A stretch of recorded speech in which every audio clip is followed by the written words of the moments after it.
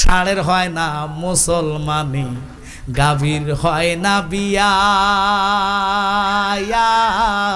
সেই গাভীর দুধ খাও মোল্লা কোন শরীয়ত দিয়া রে। কথা কয় না করে ফাট গায়া দেশের সাত নায়া মোল্লা রে। মোরগ মুরগির ফরজ গোসল করে না জীবনে, সেই মুরগির ডিম খাও মোল্লা কোন শরীয়ত দিয়া রে। ফাট গায়া দেশের সাত নায়া মোল্লা রে।